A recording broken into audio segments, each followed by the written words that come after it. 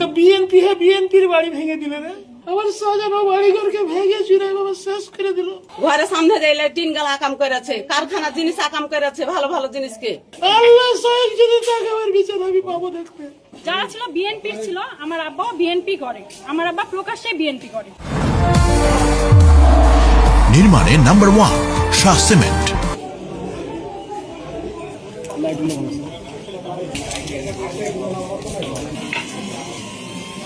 আমি লিখ ভেঙে তো জামাতে ভেঙে দোকান আফসোস ছিল না। তো বিএনপির বাড়ি ভেঙে দিলে রে, এতে ব্যক্তিগত গ্রাজে এটা একটা যুক্তির কথা হলো। আমি 77 সাল থেকে দল করি, সাজান সাহেবকে ফোনও দিলাম, কই এখন পর্যন্ত কিছু সারা সৌদা পেলাম না। এখন ওরা মুহূর্তে কিছু বলার নিয়ে দেয় বাবা। আসল কথা আমি পারছি না নিজকে সামনে। কেনে যে ঘটলো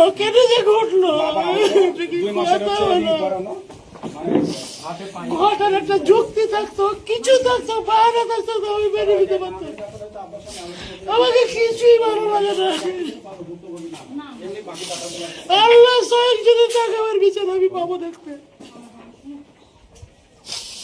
কি বলবো বাবা, আর কি করবো?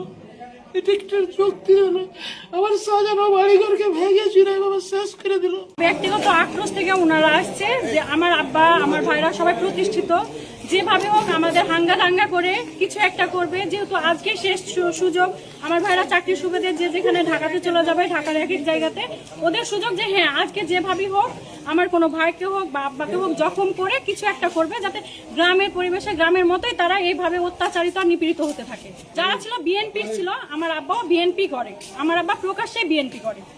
আর যারা ছিল তারাও কিন্তু বিএনপি, তাদের একটা ব্যক্তিগত আক্রোশ যে আমরা বিএনপি করছি, আমরা আমাদের মতো মার খাচ্ছি, ঘুরে বেড়াচ্ছি, তারা কেন প্রতিষ্ঠিত হবে, বাইরে থাকবে। সেই ইটখানেও আমার ভাইয়া ফেলে দিলে, আর আমরা ভেঙে আমরা কি মারছে। ঘরের সামনে যাইলে টিন গালা আকাম করেছে, কারখানা জিনিস আকাম করেছে, ভালো ভালো জিনিসকে। কেন হারা বাহির হবো। আর কি নিয়ে এসেছিল হাতে? ওরা কাঁটা ছিল, ইট ছিল, লাঠি ছিল, তোমার বড় বড় কাঁটা ছিল। এম মেম্বার দেখে দিছে, নিজে দেখে দিছে, ইশারা দিছে, এমনে সান্ধাইতে কইছে, অমনে সান্ধাইতে কইছে। আমি টোটাল এস্টিমেটটা আমি যদি না করতে পারি, আমার বাবা এখানে আছেন, আমাদের গেটটাই তো হচ্ছে এসএস গেট, অনেক টাকা দিয়ে আপনারা দেখছেন সেটা। তারপর আমাদের ড্রয়িং রুমটা ভাঙছে, সোফা সেটগুলা বের করে দিয়ে আগুন দিয়ে পুড়িয়ে দিয়েছে, আমাদের ভিতরে দরজা ধাক্কা দিয়ে ভাঙছে, আমাদের আসবাবপত্রগুলো ভাঙছে, এবং তারা আরো ক্ষয়ক্ষতি করার চেষ্টা করছিল, ভিতর পর্যন্ত আসতে পারে না। বাড়ির পিছন দিয়ে অ্যাটাক করছে, তারা আমাদের ব্যবহারযোগ্য জিনিসপত্র, তারপরে হচ্ছে ওই গাছপালা কেটে গেছে, তারপরে হচ্ছে আমাদের নলকূপটা উপরে নিয়ে গেছে।